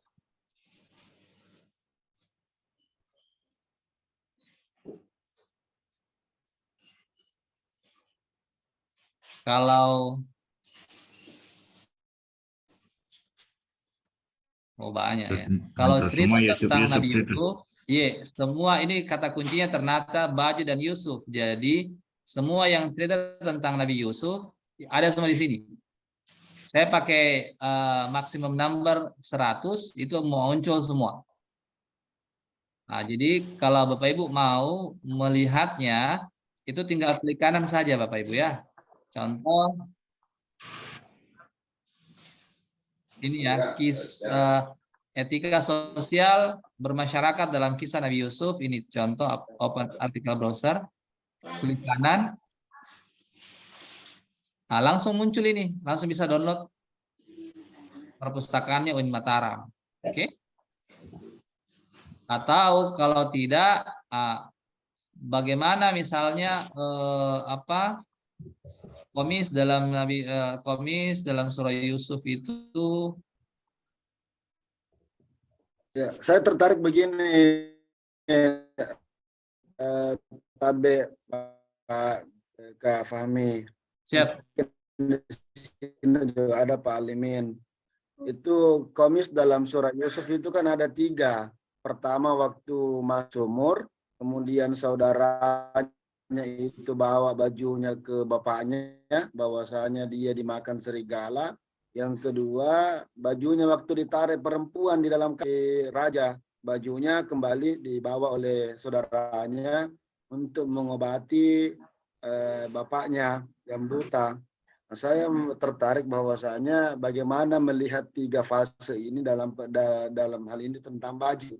Siapa tahu ada artikel tentang itu. Saya mau lihat untuk menambah informasi bacaan. Pak Fahmi. Oke, siap. Di sini Pak ada dokter tafsir, namanya Pak Dokter Mutakin. Nah, itu kajiannya mulai dari S1, S2, S3, tafsir. Mungkin kita memberikan arahan. Ini mungkin ini Pak, ini menarik tentang baju dengan tiga frame yang berbeda. Paling dengan pendekatan yang perlu digunakan itu dengan menggunakan pendekatan semiotik. Ya, pendekatan semiotik. Pendekatan semiotik itu berkaitan dengan tanda, dan tanda itu juga berkaitan dengan hal-hal yang bersifat kebudayaan atau kultur. Jadi bagaimana 3 baju itu sedang menyampaikan makna apa sih atau pesan. Maka paling nanti dekat dengan pendekatan semiotik untuk mengungkap perbedaan 3 makna baju itu. Mungkin itu Pak. Betul Pak Ustadz Ahmad Mutakin. Yang pasti itu 3 baju, saya 3 baju itu pasti berbeda-beda. Ya, sama-sama menggunakan kata komis. Ya, makasih Ustadz Fahmi. Siap. Bapak Ibu, sebenarnya masih banyak ini yang mau dibahas, tapi tadi saya sudah dikode oleh moderator, ternyata sudah mau jam 10. Wah, tidak terasa. Mantap materinya. Tidak terasa, alhamdulillah. Enggak apa-apa lebih. Oh, siap. Apa-apa Pak, baru jam 24 ikut moderatornya. Kan bukan di malam es ini, bukan malam es. Apa di malam es? Malam suka. Malam. Oke, baik. Malam sandai. Ya, mungkin sebaiknya kita menjawab pertanyaan yang sudah masuk juga. Oh iya, siap. Di ini.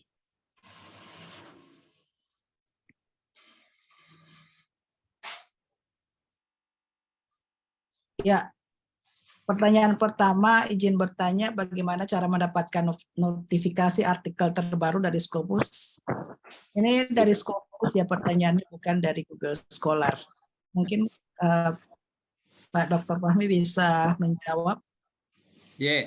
Cara untuk bisa mendapatkan notifikasi dari Scopus adalah Bapak Ibu harus punya username dan password di akun Scopus itu sendiri. Bagaimana kalau saya tidak punya username-nya sama password-nya? Nanti soalnya begini Bapak Ibu, Scopus itu biasanya adalah mewajibkan kita untuk bisa berlangganan, untuk bisa mendapatkan artikel-artikelnya atau dokumen-dokumen yang ada di dalamnya. Universitas besar seperti UGM misalnya atau UNS, Unpad itu biasanya mereka berlangganan. Untuk indeksasi Scopus ini, sehingga username dan password itu bisa mereka kirimkan ke mahasiswanya yang membutuhkan. Jadi semua mahasiswa baru S3, S2 dikasih username dan password untuk bisa mendapatkan itu. Nah, kemudian bagaimana kalau misalnya saya tidak punya kawan, ya, saya bukan dari UGM, saya bukan dari universitas itu yang bisa berlangganan scopus.com. Caranya adalah Bapak Ibu bisa email sama admin dan nanti admin akan kirimkan kita yang Bapak Ibu kirimkan adalah email tak Bapak Ibu, ya, email-emailnya dan jurnal-jurnal sasarannya. Kira-kira jurnal yang Bapak Ibu mau, jurnal apa? Harus jelas nama jurnalnya. Karena nanti notifikasi Scopus itu langsung ke jurnal itu. Sebagai contoh ya. Ini saya share screen boleh. Contoh, ini Scopus. Ini saya tutup dulu ya. Ini Selamat datang di channel Soflihat Mas Princeton. Di sini Scopus.com ini. Kemudian kita lihat ini adalah hasil screenshot yang picture ini di sini kan. Ini ya, ini sign in.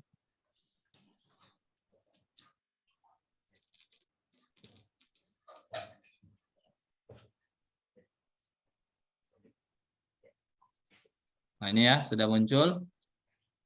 Kemudian kita pergi ke source-nya. Nama jurnalnya yang nanya ini siapa ya? Pak moderator ya? Ini tidak menulis nama. Oke. Jurnalnya apa? Nama jurnalnya contoh aja. Silakan. American Psychology coba Pak. American Journal sebentar. American Journal. Oke.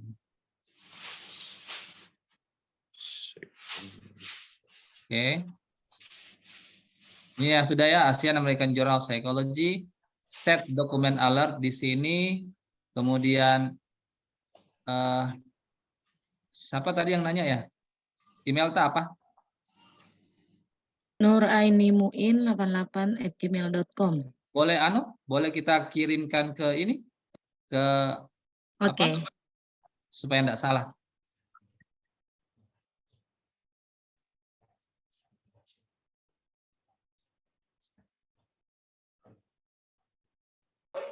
Ini. Oh itu ada di chat.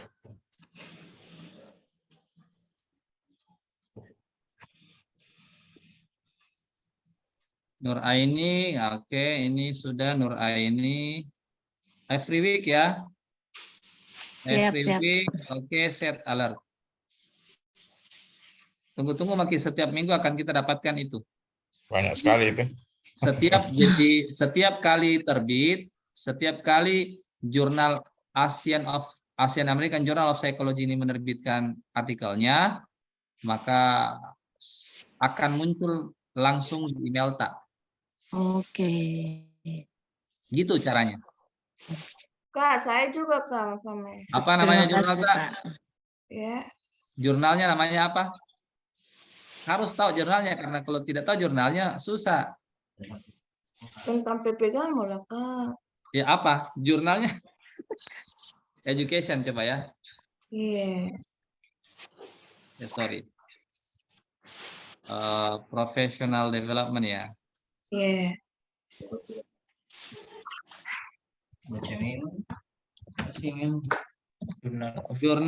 Journal of Professional Association. Nah ini Professional Development Education ya, ini saya find source. Ini jurnal ini terbit di Scopus mulai tahun 2009 sampai sekarang. Publishernya Taylor & Francis. Kemudian ini saya set dokumen alert ini. Kemudian email tak? Ya itu sudah Kak saya share. Email Tarmisi. Erniati Winda Tokarama Kak. Oh ini oke. Email addressnya set. Jadi every week in Tuesday kita akan dapatkan itu. Iya, terima kasih Kak. Oxford Journal of Law and Religion. Satu lagi ya terakhir. Ini saya cari.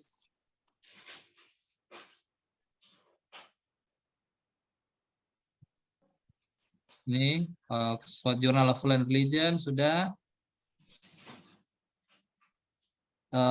Tarmizi tadi ya, tarmizi88.com. Ini saya set dokumen alert.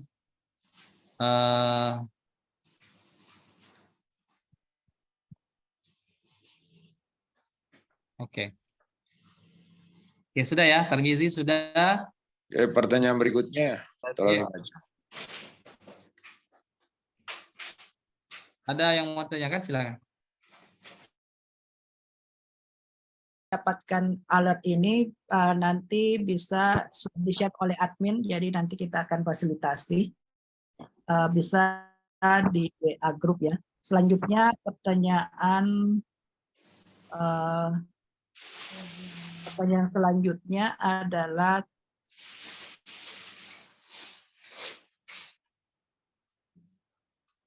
ini belum muncul ya. Oke.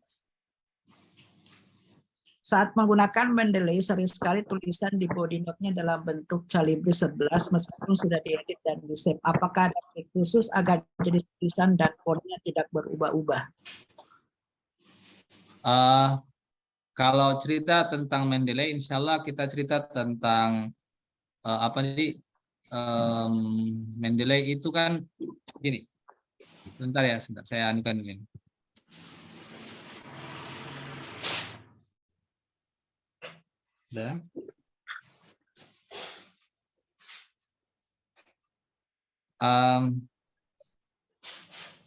Cerita tentang Mendeley itu kan cerita tentang aplikasi. Oke, kemudian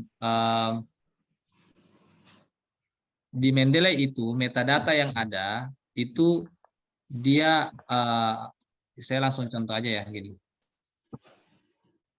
Mendeley.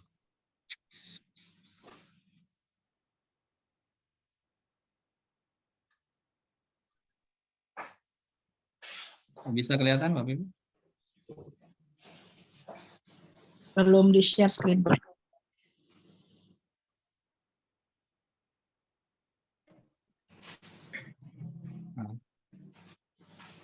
Metadata, ini kan metadatanya kan dia berubah-berubah. Ini metadata diperoleh dari Google Scholar, sehingga ketika kita mau menggunakannya, otomatis kita harus menulis ulang metadata itu.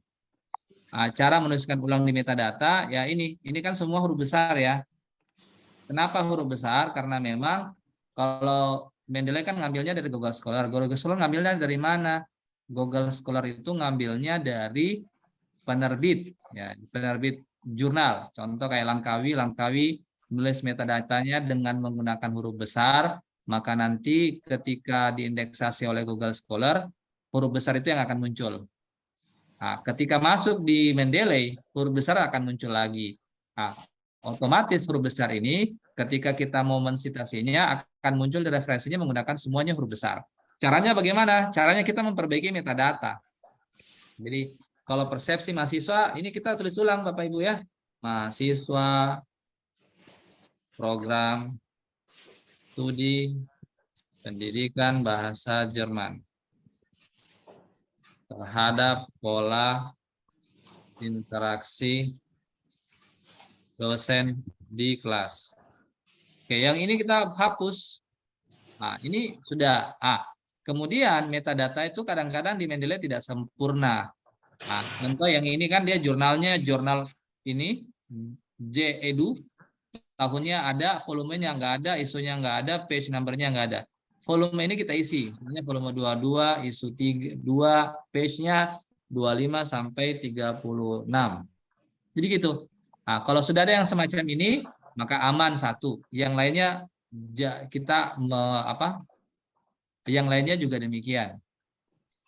Jadi metadata yang ada di Mendeley itu kita harus ganti, ya, semacam itu. Nah, contoh kayak ini, yang huruf besar semua kan, ini kita ganti semua. Oke, gantinya nulis ulang caranya. Kemudian kalau persoalan volume, isu dan page number karena tidak ada, kita yang isi, ya. Cara ngisinya gimana, Pak? Cara isinya biasanya kalau saya copy dulu ini untuk bisa mengetahuinya, Ctrl C, kemudian Saya stop screen, kemudian saya bawa di Google Scholar biasanya saya bawa.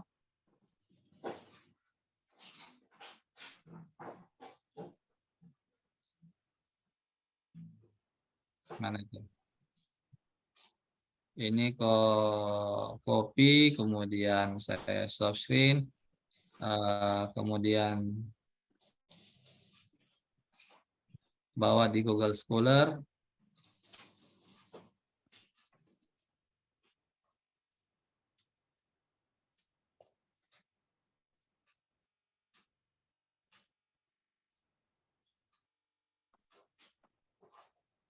Ini ya, kita ini. Nah, ini kan ada nih kutip. Nah, di bagian sini, misalnya pola komunikasi antar pribadi dosen, penasihat akademik, dan mahasiswa dalam rangka mengoptimalkan peran dan fungsi kepenasehatan akademik. Ini kan ada jurnal ya, Komunikologi, Jurnal Ilmu Komunikasi, volume 2, isu 1, halaman 1 sampai 20. Inilah nanti yang kita ikuti. Nah, kita masukkan tadi metadatanya ini ke Mendeley tadi, ditulis satu-satu. Oke. Nah, kalau tidak, berarti kita langsung merujuk ke jurnalnya, lihat volumenya, lihat isunya, dan lihat page number-nya. Oke.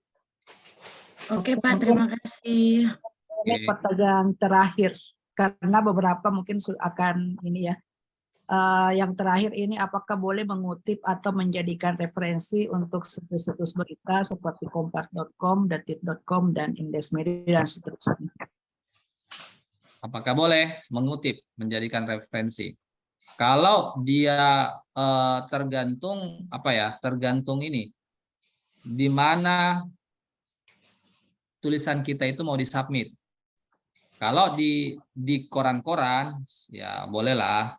Tapi kalau di jurnal, otomatis harus kita mencari yang informasi-informasi yang ada dalam kompas.com, detik.com, dan Indeks Media itu yang ada dalam sebuah tulisan artikel jurnal, dan kemudian artikel jurnal itu yang kita rujuk.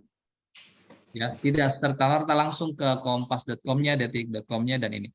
Dan itu memang mengapa demikian? Karena di kompas.com ini dan segala macam dianggap sebagai, bukan dianggap sebagai sumber primer. Ya. Sumber primer itu yang banyak adalah jurnal, kemudian nanti buku boleh, kemudian buku-buku babon biasanya itu bisa, kemudian itu yang paling banyak. Jadi jadi itu. Ya, ini masih mungkin bisa dijawab yang mana yang lebih utama dalam memilih rujukan. Apakah keterbaruan artikel meskipun ditulis oleh penulis baru atau artikel yang lebih lama namun dengan penulis yang berpengalaman? Kalau cerita tentang mana yang lebih utama dalam memilih rujukan, itu nanti kita akan bahas di bagian teori. Karena ada yang disebut dengan grand teori, ada konsep, kemudian nanti ada variabel dan indikatornya. Biasanya kan ada penulis itu kan dia merujuk ke mbahnya ceritanya, ke kakeknya tulisan itu. Oh, kalau cerita tentang kakeknya otomatis itu yang sudah lama dan berpengalaman. Kalau kita cerita tentang teori konstruktivis sosial misalnya, itu kan pasti akan merujuk ke Vygotsky. Vygotsky itu lama, itu mbahnya, tapi akan kita dalami insya Allah di bagian literatur review. Dan untuk link jurnal yang bereputasi internasional, saya kira ini cukup dikirim email ya ke admin, nanti kita coba kirim atau link yang jurnal bereputasi. Ya. Saya kira cukup, pertanyaan sudah terjawab secara keseluruhan, dan mungkin nanti yang belum terjawab akan dijawab pada pertemuan-pertemuan selanjutnya. Mungkin kesimpulan dari narasumber sebelum kita untuk hari ini. Oke, baik. Kesimpulannya adalah bahwa referensi memegang peranan penting dalam sebuah karya akademik ilmiah. Kalau Bapak Ibu mau mensubmit artikelnya di jurnal-jurnal nasional, Sinta 2, Sinta 1, Sinta 3, atau mungkin Sinta 4 untuk mahasiswa S1, maka pemilihan artikel jurnal itu sangat luar biasa penting. Itu pertama. Terus yang kedua adalah untuk bisa menggoda editor jurnal, maka tulisan-tulisan kita itu diupayakan memuat 80% lebih artikel yang berasal 80% referensi yang berbasis sumber primer. Sumber primer yang dimaksud di sini adalah artikel jurnal. Mengapa demikian? Karena kalau dari perspektif asesor, yang paling banyak dilihat itu adalah penggunaan referensi jurnal. Ya gitu. Nah, kemudian yang terakhir adalah bahwa saya berharap teman-teman sudah bisa mencari sendiri referensi-referensi itu, baik yang menggunakan penerbit ya, referensi yang berbasis penerbit pertama, terus yang kedua adalah referensi yang berbasis indeksasi, kemudian yang ketiga adalah referensi yang berbasis bibliometrik. Adapun referensi yang berbasis media sosial seperti ResearchGate, Academia Edu, dan nanti ada namanya ORCID atau ID penulis, insya Allah kita akan bahas pada pertemuan berikutnya. Mungkin tadi ada juga yang menyampaikan bahwa terlalu cepat Pak, Bapak cerita tentang bibliometrik atau publish or perish. Insya Allah minggu depan, sebelum nanti kita akan mulai dengan materi yang baru lagi, dengan kurikulum yang baru, insya Allah saya akan cerita sedikit tentang publish or perish itu, dan kita akan praktek supaya bisa langsung. Karena kalau tidak praktek, Bapak Ibu, saya tidak yakin kalau Bapak Ibu bisa ingat-ingat. Oke, mungkin itu saya kembalikan ke moderator. Silakan. Oke, baiklah. Terima kasih untuk narasumber Dr. Fahmi Gunawan. Saya kira malam ini kita cukupkan sampai di sini karena sudah melebihi waktu ya yang telah kita sepakati. Seharusnya jam 1 tapi sudah sampai 2 jam lebih. Mengucapkan alhamdulillah rabbil alamin. Pertemuan malam hari ini kita Assalamualaikum warahmatullahi wabarakatuh. Waalaikumsalam warahmatullahi wabarakatuh. Terima kasih Pak Fahmi. Waalaikumsalam warahmatullahi wabarakatuh. Terima kasih. Terima kasih warahmatullahi wabarakatuh. Mari, Assalamualaikum warahmatullahi wabarakatuh. Terima kasih. Terima kasih Pak. Sama-sama, Pak. Terima kasih Pak. Assalamualaikum. Jumpa lagi.